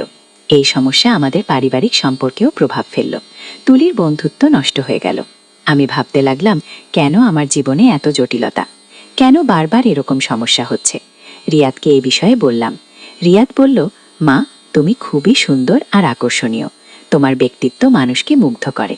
আমি বললাম, কিন্তু এটা তো সমস্যার কারণ হয়ে দাঁড়িয়েছে। রিয়াদ বলল, তুমি নিজেকে পরিবর্তন করার দরকার নেই, যারা ভুল বোঝে তাদের সংশোধন করতে হবে। সুমি বলল, মা, আপনি একটা সেলফ ডিফেন্স কোর্স করুন, এতে আপনার আত্মবিশ্বাস বাড়বে। আমি সেলফ ডিফেন্স কোর্সে ভর্তি হলাম। সেখানে অনেক নারী ছিল যারা বিভিন্ন সমস্যার মুখে পড়েছে। কোর্স করতে করতে আমি বুঝতে পারলাম যে আমি একা নই, অনেক নারীকেই এরকম পরিস্থিতির সম্মুখীন হতে হয়। 6 মাস পর কোর্স শেষ করলাম। এখন আমার আত্মবিশ্বাস অনেক বেড়ে গেছে। করিমের সাথে সমস্যার সমাধান হলো যখন তার মেয়ে তাকে বুঝিয়ে বলল যে তার আচরণ ভুল। করিম আমার কাছে ক্ষমা চেয়ে বলল, আমি আমার একাকিত্বের কারণে ভুল পথে চলে গিয়েছিলাম, আমি তাকেও ক্ষমা করে দিলাম। এভাবে একের পর এক সমস্যার মুখোমুখি হয়ে আমি শিখেছি যে জীবনে যাই ঘটুক, হাল ছেড়ে দেওয়া যাবে না। আর একটি গুরুত্বপূর্ণ বিষয় হলো পরিবারের সাহায্য। আমার পাশে যদি শুভ, রিয়াদ, সুমি না থাকতো, তাহলে এই সমস্যাগুলো সামলানো অসম্ভব হতো। এখন আমার জীবন অনেকটাই স্থিতিশীল। মিতালি বড় হচ্ছে, সে খুব বুদ্ধিমান মেয়ে। আমি তাকে শেখাচ্ছি যে জীবনে কিভাবে সমস্যার মোকাবিলা করতে হয়। রিয়াদ এখন একটা ভালো পোস্টে কাজ করছে। সে আর সুমির দ্বিতীয় সন্তান হওয়ার খবর আছে। তুলিও চাকরি করছে, তার বিয়ে নিয়ে আমরা ভাবছি। শুভ অবসরে গেছে, এখন সে বাগান করে সময় কাটায়। কিন্তু মাঝে মাঝে আমি ভাবি সেই প্রথম দিনের কথা, যেদিন নির্বাচন অফিসে গিয়ে রিয়াদ বলেছিল যে আমরা স্বামী স্ত্রী। সেই একটা মিথ্যা কথা থেকে কত কিছু শুরু হয়েছিল, কিন্তু শেষ পর্যন্ত সবকিছুই ভালোর দিকে গিয়েছে। আমি এখন বুঝি যে জীবনে কিছুই দুর্ঘটনাক্রমে ঘটে না, সবকিছুরই একটা উদ্দেশ্য আছে। রিয়াদের সেই ভুল অনুভূতি থেকে আমি শিখেছি যে মা সন্তানের সম্পর্ক কতটা পবিত্র। অভিজিতের ঘটনা থেকে শিখেছি যে মানসিক স্বাস্থ্যের গুরুত্ব। করিমের ঘটনা থেকে শিখেছি যে একাকিত্ব মানুষকে ভুল পথে নিয়ে যেতে পারে। আর সবচেয়ে বড় যে শিক্ষা পেয়েছি তা হলো পরিবারের শক্তি। যখন রিয়াদের সমস্যা হয়েছিল, পুরো পরিবার মিলে সেটা সমাধান করেছিলাম। যখন অভিজিতের সমস্যা হয়েছিল, সুমি এগিয়ে এসেছিল। যখন করিমের সমস্যা হয়েছিল, তুলিও সাহায্য করেছিল। এই সব ঘটনা আমাকে শিখিয়েছে যে একা কোনো সমস্যার মোকাবিলা করার দরকার নেই। পরিবার আছে, বন্ধুরা আছে। আজ যখন আমি পিছনে তাকাই, মনে হয় আমার জীবনটা একটা পূর্ণাঙ্গ উপন্যাসের মতো। অনেক উত্থান পতন, অনেক সমস্যা, কিন্তু শেষে সুখের পরিণতি। মিতালি এখন 5 বছর বয়সী। সে আমাকে প্রায়ই জিজ্ঞেস করে, দাদু, তুমি ছোটবেলায় কি করতে? আমি তাকে আমার গল্প বলি, অবশ্য কিছু বিষয় বাদ দিয়ে যা তার বয়সের জন্য উপযুক্ত নয়। মিতালি বলে, দাদু, তুমি খুব সাহসী। আমি বলি, সাহস। তখন সেই পুরানো দিনগুলোর কথা মনে পড়ে। রিয়াদ যখন আমাকে বলেছিল, মা, আমি তোমাকে বিয়ে করতে চাই, তখন আমার কি অবস্থা হয়েছিল? মনে হয়েছিল পৃথিবী যেন ভেঙে পড়েছে। কিন্তু সেই সময়টাই আমাকে শক্তিশালী করেছে। আজ আমি জানি যে কোনো সমস্যা স্থায়ী নয়, সব সমস্যারই সমাধান আছে। শুধু ধৈর্য রাখতে হয়, সঠিক পথে চলতে হয়। আমার গল্পের মাধ্যমে আমি সবাইকে বলতে চাই, জীবনে যাই ঘটুক, হাল ছেড়ে দেবেন না। পরিবারের পাশে থাকুন, পরিবারকে পাশে রাখুন, সৎ হন, সাহস হন। নদীর ধারে সেই কা। প্রথম অধ্যায় শুরুতে। পদ্মা নদীর ধারে একটা ছোট্ট গ্রাম ছিল, নাম তার রূপসী গ্রাম। গ্রামের নাম শুনলেই মনে হতো কত সুন্দর হবে। আর সত্যি, গ্রামটা ছিল অপূর্ব সুন্দর। সবুজ ধানক্ষেত, নারিকেল আর সুপারি গাছের সারি, আর নদীর শীতল হাওয়া, সব মিলিয়ে এক স্বর্গের মতো জায়গা। এই গ্রামেই থাকত একটা ছেলে, নাম তার আলম। বয়স তখন 17 কি 18 হবে। ফর্সা রং, লম্বা চুল আর চোখে একটা স্বপ্ন, বড় হয়ে সে লেখক হবে। প্রতিদিন সন্ধ্যায় নদীর ধারে বসে সে লিখত তার ডায়েরিতে, কখনো কবিতা, কখনো গল্প, কখনো শুধু মনের কথা। আলমের বাবা মুক্তার সাহেব ছিলেন গ্রামের স্কুলের প্রধান শিক্ষক। মা রহিমা বেগম ছিলেন একজন নরম মনের মহিলা, যিনি সব সময় সবার জন্য রান্না করতেন। তাদের ছোট্ট টিনের চালের বাড়িটা ছিল গ্রামের মাঝখানে। আলমের একটা ছোট বোন ছিল, সামিয়া। বয়স তার 10 বছর। চঞ্চল, দুষ্টু, কিন্তু খুব মিষ্টি। সে সব সময় ভাইয়ার পিছন পিছন ঘুরত। ভাইয়া, আমাকে নিয়ে চলো না, এই ছিল তার প্রিয় সংলাপ।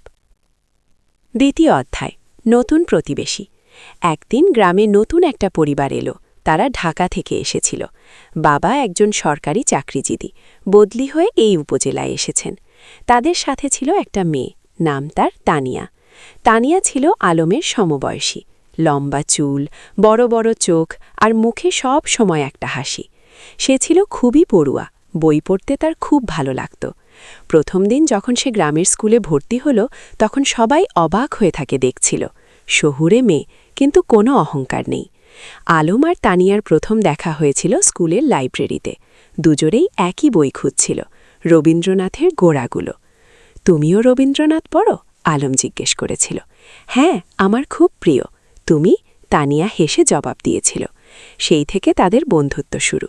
প্রতিদিন স্কুলে, লাইব্রেরিতে আর কখনো কখনো নদীর ধারে বসে তারা গল্প করত, সাহিত্য নিয়ে, জীবন নিয়ে, স্বপ্ন নিয়ে। তৃতীয় অধ্যায় স্বপ্নের কথা। একদিন সন্ধ্যায় নদীর ধারে বসে আলম তানিয়াকে বলল, জানো, আমি বড় হয়ে লেখক হতে চাই। এমন গল্প লিখব যেগুলো মানুষের মন ছুঁয়ে যাবে। তানিয়া মৃদু হেসে বলল, তুমি পারবে। তোমার লেখার হাত খুব ভালো। তুমি যা লিখো তাতে আন্তরিকতা আছে। তুমি কি হতে চাও? আলম জিজ্ঞেস করল। আমি শিক্ষিকা হতে চাই। গ্রামের মেয়েদের পড়াতে চাই। দেখো না, এখানে কত মেয়ে স্কুলেই যায় না। আমি চাই সবাই পড়াশোনা করুক। তানিয়ার কথা শুনে আলম অবাক হল। এতটা সরল, এতটা নিঃস্বার্থ স্বপ্ন। তুমি সত্যিই অসাধারণ, আলম বলল। তানিয়া লজ্জা পেয়ে বলল, আরে না, আমি সাধারণ। তবে হ্যাঁ, আমি মানুষের জন্য কিছু করতে চাই। সেদিন থেকে আলমের মনে তানিয়ার জন্য একটা বিশেষ জায়গা তৈরি হলো। সে বুঝতে পারছিল না এটা কি অনুভূতি, কিন্তু তানিয়াকে না দেখলে তার দিন ভালো যেত না। চতুর্থ অধ্যায় বর্ষাকাল। বর্ষা এলো, পদ্মা নদী ফুলে ভেপে উঠল। চারিদিকে পানি আর পানি। স্কুল বন্ধ হয়ে গেল। বৃষ্টি থামার নাম নেই। একদিন সন্ধ্যায় আলম দেখল তানিয়া তাদের বাড়ির সামনে দাঁড়িয়ে আছে, ভিজে একদম। কি হয়েছে? এভাবে বৃষ্টিতে ভিজে আসলে কেন? আলম চিন্তিত হয়ে জিজ্ঞেস করল। আমার বই, আমার প্রিয় বইটা আমি নদীর ধারে রেখে এসেছিলাম। পানিতে ভেসে যাবে কি? তানিয়া কাঁদো কাঁদো স্বরে বলল। আলম কিছু না ভেবে ছাতা নিয়ে বেরিয়ে পড়ল। বৃষ্টি তখন মুষলধারে পড়ছে। সে নদীর ধারে গিয়ে দেখল তানিয়ার বইটা একটা পাথরের নিচে চাপা পড়ে আছে, কিন্তু পানি প্রায় সেখানে পৌঁছে গেছে। সে দ্রুত বইটা তুলে নিল। সৌভাগ্যবশত বইটা পুরোপুরি ভিজেনি। সে তার শার্টের ভিতরে বইটা লুকিয়ে বাড়ি ফিরল। তানিয়া যখন বইটা পেল, তার চোখে পানি এসে গেল। তুমি এতটা করলে আমার জন্য? তুমি আমার বন্ধু। বন্ধুর জন্য এটুকু তো করাই যায়, আলম হেসে বলল। সেদিন থেকে তানিয়াও বুঝতে পারল আলম তার কাছে শুধু একজন বন্ধু নয়, আরও বেশি কিছু। পঞ্চম অধ্যায় গ্রামের মেলা। শরৎকাল এলো, গ্রামে বড় মেলা বসল। নৌকা বাইচ, পুতুল নাচ, জারি গান, কত কিছু। সারা গ্রামে উৎসবের আমেজ। আলম আর তানিয়া একসাথে মেলা ঘুরছিল। স্বামীও ছিল তাদের সাথে। সে দুষ্টুমি করে বলল, ভাইজান, তানিয়া আপু তোমার বউ হবে। আলম আর তানিয়া দুজনেই লজ্জা পেয়ে গেল। আলম স্বামীয়াকে বকা দিল, কিন্তু মনে মনে সে ভাবছিল, সত্যিই তো, তানিয়াকে ছাড়া তার জীবন অসম্পূর্ণ মনে হয়। মেলায় একটা পুতুলের দোকানে তানিয়া একটা সুন্দর পুতুল দেখে মুগ্ধ হয়ে গেল, কিন্তু দাম শুনে হতাশ হল। 50 টাকা। তার কাছে এত টাকা ছিল না। আলম চুপি চুপি পুতুলটা কিনে নিল। মেলা শেষে যখন বাড়ি ফিরছিল, তখন সে তানিয়াকে পুতুলটা দিল। এটা তুমি আমার জন্য? তানিয়া অবাক হয়ে বলল, তুমি যেটা চেয়েছিলে সেটা তোমার হওয়া উচিত। কি? আলম মৃদু হেসে বলল। তানিয়া পুতুলটা বুকে জড়িয়ে ধরল। ধন্যবাদ আলম, তুমি সত্যিই খুব ভালো গো। সেদিন রাতে আলম তার ডায়েরিতে লিখল, আজ আমি বুঝেছি ভালোবাসা কাকে বলে। যাকে দেখলে বুক ভরে যায়, যার জন্য নিজের সব কিছু দিয়ে দিতে ইচ্ছা করে, সেই তো ভালোবাসা। ষষ্ঠ অধ্যায় সংকট। কিন্তু জীবন তো সবসময় সুখে থাকে না। একদিন আলমের বাবা হঠাৎ অসুস্থ হয়ে পড়লেন। ডাক্তার বললেন তাকে ঢাকায় নিয়ে যেতে হবে ভালো চিকিৎসার জন্য। আলম দুশ্চিন্তায় পড়ে গেল। ঢাকায় যেতে হলে অনেক টাকা লাগবে। তাদের পরিবার তো সচ্ছল নয়।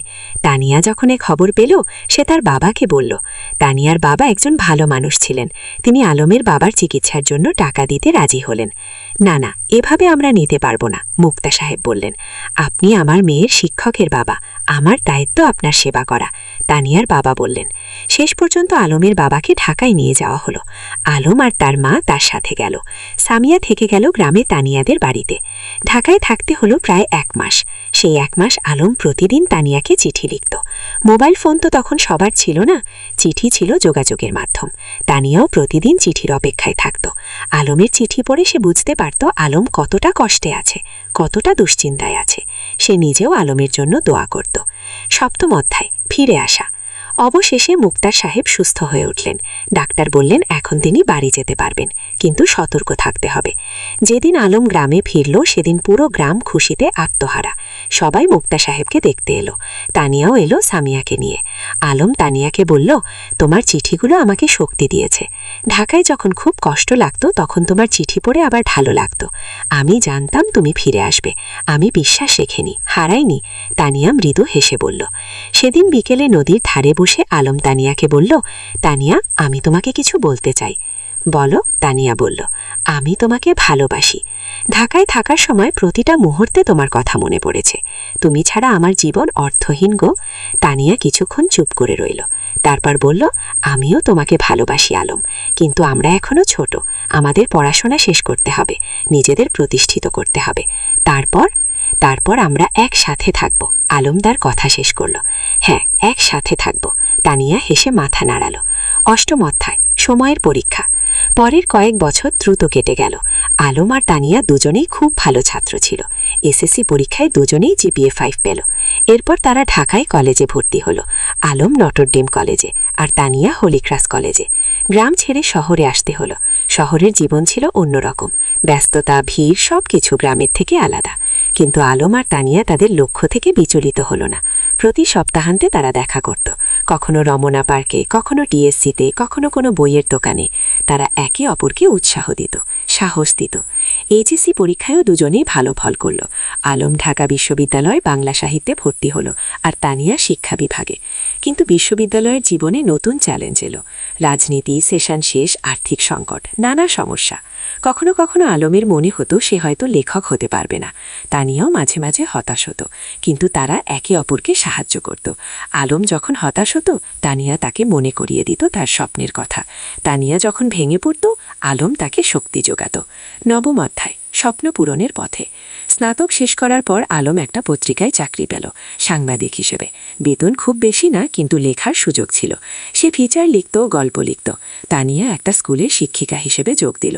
তার স্বপ্ন ছিল গ্রামে ফিরে যাওয়া, কিন্তু সে জানত এখনও সময় হয়নি, আগে অভিজ্ঞতা অর্জন করতে।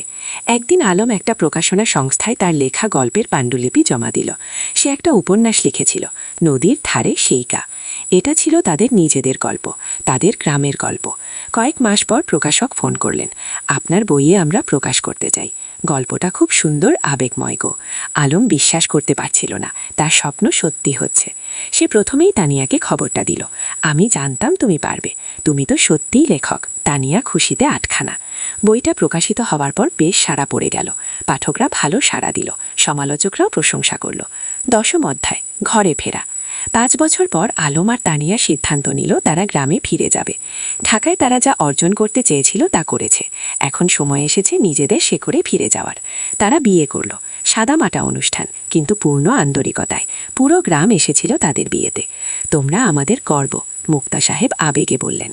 বিয়ের পর তারা গ্রামেই থেকে গেল। আলম লেখালেখি চালিয়ে গেল। সে গ্রামের গল্প লিখত, সাধারণ মানুষের গল্প। তার বই পর পর সফল হতে লাগলো। তানিয়া গ্রামে একটা স্কুল খুলল, বিনামূল্যে গরিব মেয়েদের পড়াতে লাগলো। সে তার স্বপ্ন পূরণ করছিল। একা 10 অধ্যায়, নতুন প্রজন্ম। 3 বছর পর তাদের একটা মেয়ে হলো, নাম রাখো রূপা। ছোট্ট ফুটফুটে, ঠিক জেমে তানিয়ার মতো। রূপা বড় হতে লাগল। ঠিক আছে, শোনো তাহলে। অনেক বছর আগে এই নদীর ধারে দুটো ছেলে মেয়ে পরিচিত হয়েছিল। দাঁত, শ্রদ্ধায় পূর্ণতা। বছর কেটে গেল। আলিমের বই এখন দেশ জুড়ে জনপ্রিয়। সে একজন প্রতিষ্ঠিত লেখক, কিন্তু খ্যাতি তাকে বদলায়নি। সে এখনও সেই সরল বিনয়ী আলম। তানিয়ার স্কুল এখন বড় হয়েছে, শত শত মেয়ে সেখানে পড়ছে। অনেকে এখন কলেজে, বিশ্ববিদ্যালয়ে। তানিয়া তাদের সবার কাছে একজন আদর্শ। একদিন সন্ধ্যায় নদীর ধারে বসে আলম তানিয়াকে বলল, তুমি জানো, এই জায়গাটাই আমার সবচেয়ে প্রিয়। এখানেই আমরা প্রথম একসাথে বসেছিলাম, স্বপ্নের কথা বলেছিলাম। আর এখন সেই স্বপ্ন পূরণ হয়েছে। তানিয়া বলল, শুধু পূরণই নয়, আরও বেশি কিছু পেয়েছি। তোমাকে পেয়েছি, রূপাকে পেয়েছি, এই সুন্দর জীবনটা পেয়েছি। রূপা তখন দৌড়ে এসে তাদের কোলে বসল। বাবা, আমি বড় হয়ে তোমার মতো লেখক হব। আলম হেসে মেয়ের মাথায় হাত বুলিয়ে দিল। তুমি যা হতে চাও তাই হবে মা, আমরা তোমার পাশে আছি। ও সূর্য তখন অস্ত যাচ্ছে। নদীর ওপারে লাল কমলা আকাশ, নদীর শীতল বাতাস আর পরিবারের উষ্ণতা, এর চেয়ে সুন্দর আর কি হতে পারে। প্রযোদ অধ্যায়, গ্রামের উন্নয়ন।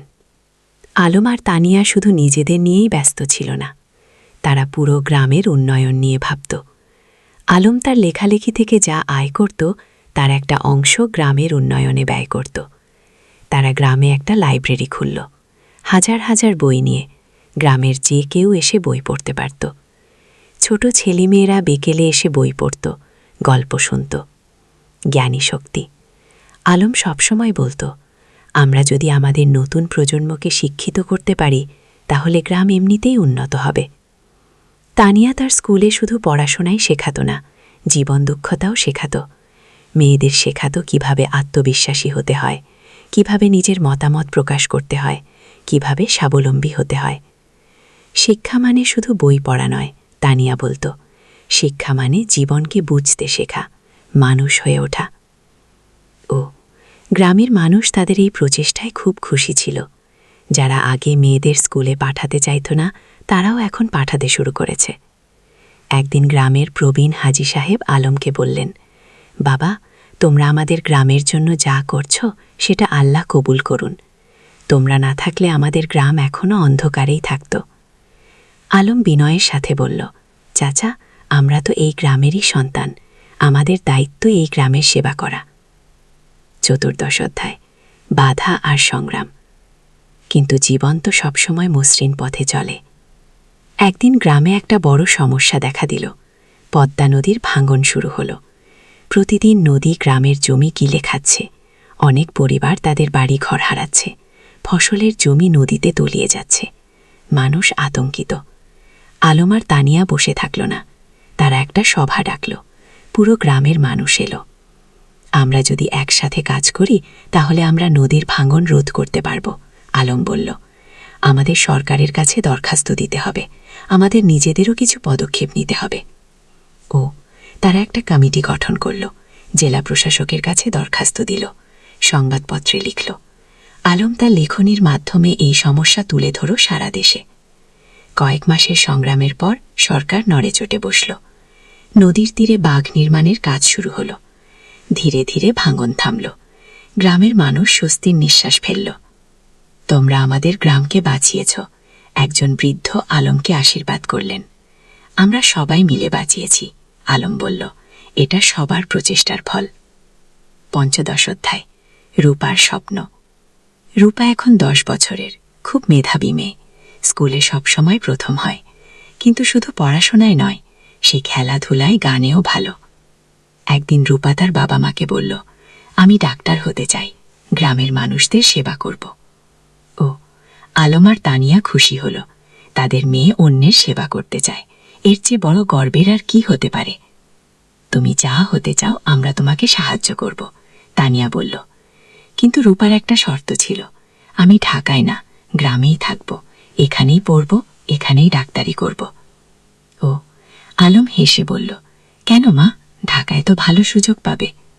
বাবা, তুমি আর মা যেমন গ্রামে ফিরে এসেছ, আমিও তাই চাই। গ্রামের মানুষদের সবচেয়ে বেশি সাহায্যের দরকার। ও এই কথা শুনে আলমের চোখে পানি এসে গেল।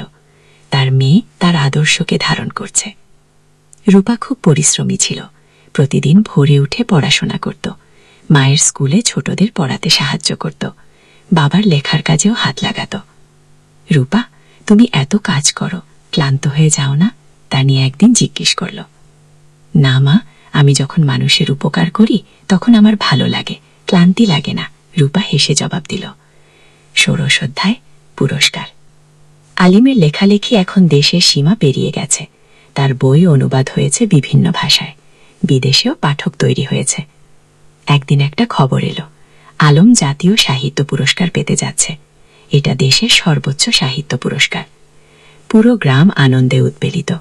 আমাদের আলম জাতীয় পুরস্কার পাবে। সবাই গর্ব করে বলতে লাগলো। পুরস্কার দেওয়ার অনুষ্ঠান হলো ঢাকায়। প্রধানমন্ত্রী নিজে পুরস্কার তুলে দিলেন আলমের হাতে। আপনার লেখা আমাদের গ্রাম বাংলার প্রকৃত চিত্র তুলে ধরে, প্রধানমন্ত্রী বললেন। আপনি দেশের গর্ব। আলম বিনয়ের সাথে পুরস্কার নিল। তার মনে পড়ল সেই দিনগুলোর কথা, যখন সে নদীর ধারে বসে স্বপ্ন দেখত লেখক হওয়ার। পুরস্কার পাওয়ার পর আলম একটা বক্তৃতা দিল। এই পুরস্কার শুধু আমার একার নয়, এটা আমার স্ত্রী তানিয়ার, আমার মেয়ের রূপার, আমার গ্রামের সব মানুষের। তারা আমাকে অনুপ্রাণিত করেছে, সাহস দিয়েছে। ও, তানিয়ার চোখে খুশির অশ্রু। তার স্বামী এত বড় সম্মান পেল, কিন্তু তবুও সে নিজের কৃতিত্ব সবার সাথে ভাগ করে নিচ্ছে। সপ্তদশ অধ্যায়। তানিয়ার স্বীকৃতি। আলিমের পুরস্কার পাওয়ার 1 বছর পর তানিয়াও একটা সম্মান পেল। সরকার তাকে কুশেরা শিক্ষক পুরস্কার দিল। তার স্কুল থেকে যে মেয়েরা বের হয়ে গেছে তারা এখন বিভিন্ন ক্ষেত্রে প্রতিষ্ঠিত। কেউ ডাক্তার, কেউ ইঞ্জিনিয়ার, কেউ শিক্ষক, কেউ উদ্যোক্তা। পুরস্কার নেওয়ার সময় তানিয়া বলল, আমি শুধু বীজ বপন করেছি। এই মেয়েরাই আমার আসল পুরস্কার। তারা নিজেদের প্রতিষ্ঠিত করেছে, সমাজে অবদান রাখছে। ও, তার স্কুলের একজন প্রাক্তন ছাত্রী, যে এখন একজন সফল ব্যবসায়ী, মঞ্চে উঠে এসে বলল, ম্যাডাম না থাকলে আমি আজ এখানে থাকতাম না। তিনি আমাকে শুধু পড়াশোনায় শেখাননি, আত্মবিশ্বাস শিখিয়েছেন। ও, রূপা তখন মঞ্চের নিচে বসে মায়ের দিকে তাকিয়েছিল গর্বিত চোখে। আমার মা সত্যি সেরা, সে মনে মনে বলল। অষ্টাদশ অধ্যায়। সময়ের প্রবাহ। আরো কয়েক বছর কেটে গেল। রূপা এখন 8ম শ্রেণীতে, খুব ভালো ছাত্রী। তার স্বপ্ন ডাক্তার হওয়ার। সেই স্বপ্ন এখনো অটুট। আলম এখনো লিখে যাচ্ছে। তার নতুন একটা উপন্যাস বের হলো, যোচনা রাতের স্বপ্ন। এটাও বেশ জনপ্রিয় হলো। তানিয়ার স্কুল এখন অনেক বড়। 300 জন ছাত্রী, 10 জন শিক্ষক, একটা পূর্ণাঙ্গ শিক্ষা প্রতিষ্ঠান। গ্রামটাও অনেক বদলে গেছে। এখন পাকা রাস্তা, বিদ্যুৎ, স্বাস্থ্যকেন্দ্র সবকিছু আছে। কিন্তু গ্রামের আত্মা, সেই সারল্য, সেই ভালোবাসা, সেটা আছে অক্ষুণ্ণ। একদিন সন্ধ্যায় পুরো পরিবার নদীর ধারে বসেছিল। আলম, তানিয়া, রূপা আর সামিয়া। সামিয়া এখন বিবাহিত, তার একটা ছেলে আছে। ভাইয়া, মনে আছে যখন আমি ছোট ছিলাম তুমি আর ভাবি এখানে বসে গল্প করতে? সামিয়া হেসে বলল। মনে আছে? আলম হেসে বলল। সেই সময়গুলো কত সুন্দর ছিল। এখনকার সময়ও কম সুন্দর নয়, তানিয়া বলল। আমরা একসাথে আছি, সুস্থ আছি, খুশি আছি। এর চেয়ে বড় সৌভাগ্য আর কি? রূপা বলল। বাবা, তোমার আর মায়ের মতো আমিও একজন ভালো মানুষকে জীবনসঙ্গী হিসেবে পেতে চাই। ও, আলম মেয়ের মাথায় হাত রেখে বলল। তুমি পাবে মা, তবে তার আগে তোমার স্বপ্ন পূরণ করো, ডাক্তার হও, তারপর জীবনসঙ্গী খুঁজবে। ও, 49 অধ্যায়। নতুন চ্যালেঞ্জ। রূপা এসএসসি পরীক্ষা দিল, ফলাফল বেরোলো, জিপিএ 5।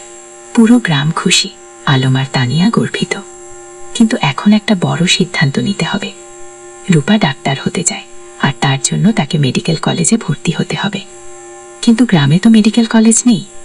বাবা, আমি ঢাকা মেডিকেলে ভর্তি হতে চাই, রূপা বলল। আলম একটু চিন্তিত হলো। কিন্তু তুমি তো বলেছিলে গ্রামে থাকবে।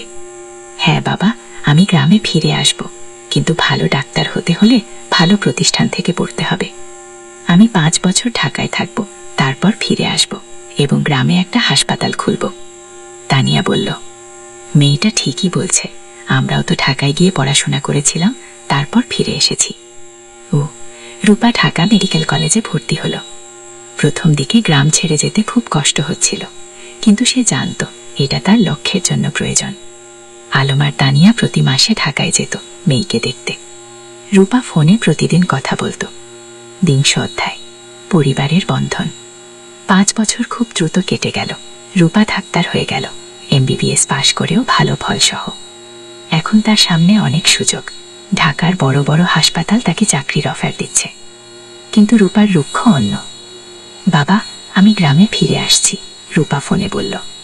তুমি নিশ্চিত? ঢাকায় তো অনেক ভালো সুযোগ, আলম বলল। বাবা, আমার স্বপ্ন তো ঢাকায় বড় ডাক্তার হওয়া নয়, আমার স্বপ্ন গ্রামের মানুষের সেবা করা। আগে রূপা গ্রামে ফিরে এলো। গ্রামের মানুষ তাকে মাথায় করে নিয়ে এলো।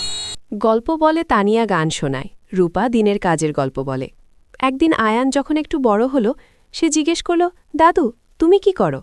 আলম হেসে বলল, আমি গল্প লিখি। না তো গু, আমাকে একটা গল্প বলো না। ঠিক আছে, শোনো তাহলে। অনেক বছর আগে এই নদীর ধারে, আর এভাবেই চলতে থাকে জীবনের গল্প, প্রজন্ম থেকে প্রজন্মে। 23 অধ্যায়, উত্তরাধিকার।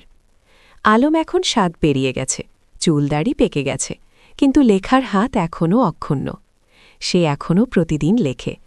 তানিয়াও এখন অবসর নিয়েছে স্কুল থেকে, কিন্তু মাঝে মাঝে যায় ছাত্রীদের সাথে দেখা করতে।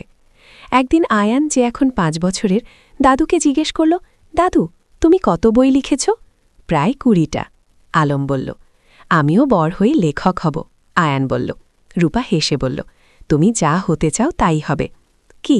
আলম নাতিকে কোলে নিয়ে বলল, লেখক হওয়া মানে শুধু বই লেখা নয় বাবা, লেখক হওয়া মানে মানুষের কথা বলা, সত্য বলা, ভালোবাসা ছড়িয়ে দেওয়া। কিফ, আমি সব করব, আয়ান উৎসাহিত হয়ে বলল। তানিয়া নাতিকে আদর করে বলল, তুমি করবে, আমরা জানি। গিফ। 24 অধ্যায়, গ্রামের হাসপাতাল। রূপা আর ফাহিমের স্বপ্ন ছিল গ্রামে একটা বড় হাসপাতাল খোলার। তারা কয়েক বছর ধরে টাকা জমিয়ে রাখছিল। আলমও তার রয়্যালটির একটা অংশ দিয়েছিল। অবশেষে সেই দিন এলো। তারা একটা 3তলা হাসপাতাল তৈরি করল, নাম দিল উরুপসী হাসপাতাল। উদ্বোধনের দিন পুরো জেলা থেকে মানুষ এলো। স্বাস্থ্যমন্ত্রী নিজে এসে উদ্বোধন করলেন। এই হাসপাতাল শুধু একটা স্বাস্থ্যসেবা কেন্দ্র নয়, মন্ত্রী বললেন, এটা একটা স্বপ্নের বাস্তবায়ন। ডাক্তার রূপা আর ডাক্তার ফাহিম যা করেছেন সেটা অনুকরণীয়। হাসপাতালে 10টা বেড, অপারেশন থিয়েটার, ল্যাবরেটরি সবকিছু আছে।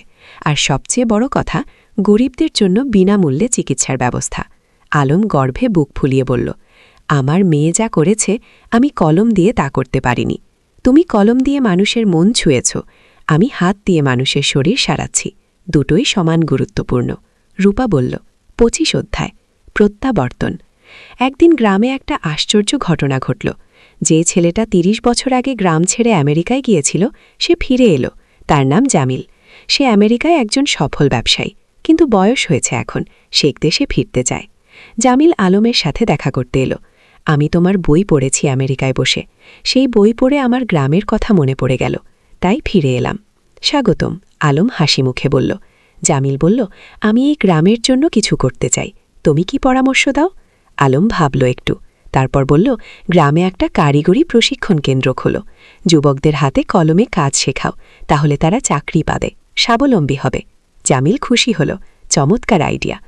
কয়েক মাসের মধ্যে একটা কারিগরি প্রশিক্ষণ কেন্দ্র খোলা হলো। সেখানে ছেলেমেয়েরা কম্পিউটার, ইলেকট্রনিক্স, সেলাই, রান্না, নানা বিষয়ে প্রশিক্ষণ পেতে লাগল। এভাবে একে একে গ্রামে নতুন নতুন সুবিধা যুক্ত হতে লাগল। কেউ ফিরে এসে স্কুলে দান করল, কেউ রাস্তা বানিয়ে দিল, কেউ মসজিদ মন্দির সংস্কার করল। আলম দেখছিল আর ভাবছিল, একজন মানুষ যদি ভালো কাজ শুরু করে তাহলে সেটা অন্যদেরও অনুপ্রাণিত করে। কি?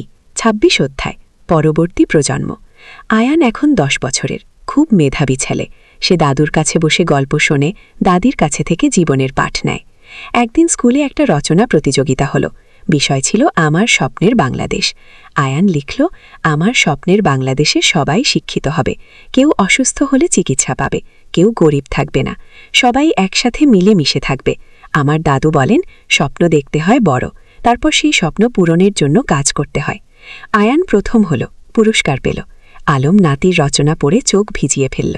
আমাদের শিক্ষা বৃথা যায়নি, নতুন প্রজন্ম ঠিক পথে আছে। 27 অধ্যায়, জীবনের সন্ধ্যা।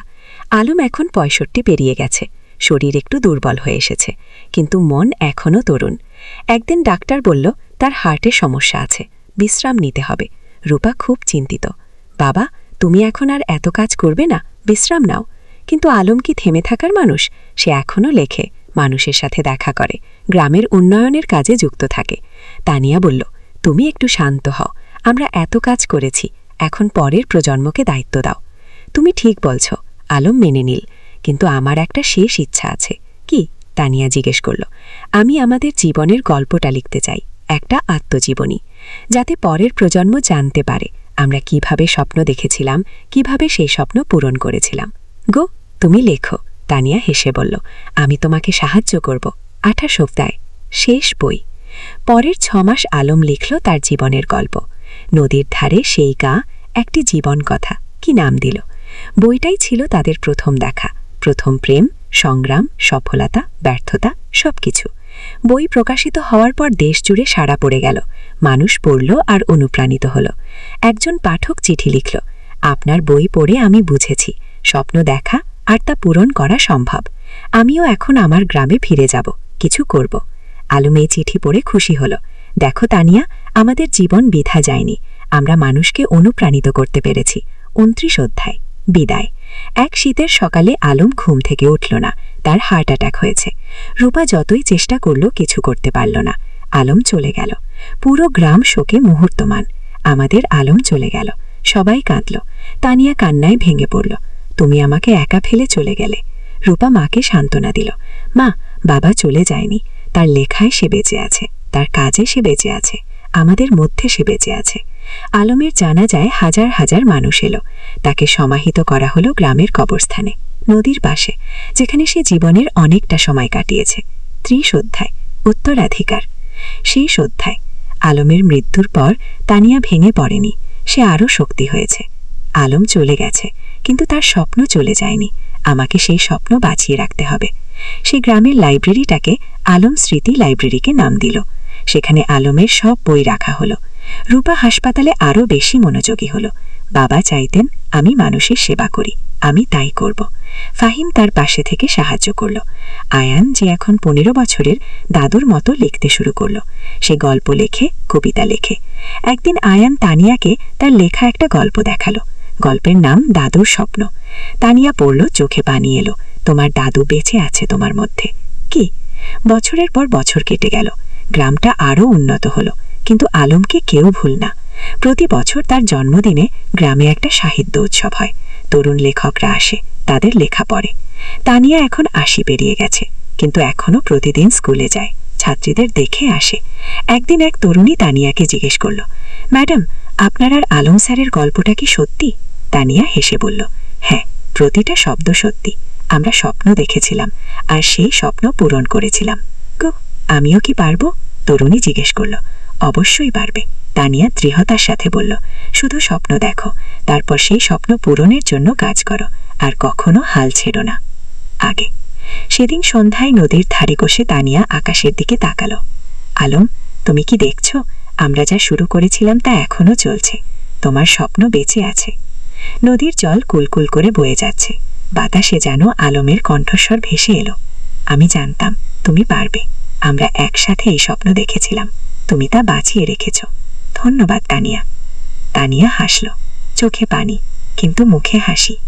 ধন্যবাদ তোমাকে আলম, তুমি আমার জীবনকে অর্থবহ করেছিলে। সমাপ্তি। এই ছিল আলম আর তানিয়ার গল্প। দুটো সাধারণ মানুষ যারা অসাধারণ স্বপ্ন দেখেছিল। আর সেই স্বপ্ন শুধু নিজেদের জন্যই ছিল না, ছিল সবার জন্য। আজও রূপসী গ্রামে যদি যাও, দেখবে আলম স্মৃতি লাইব্রেরি, তানিয়া বালিকা বিদ্যালয়, রূপসী হাসপাতাল, সবকিছু দাঁড়িয়ে আছে।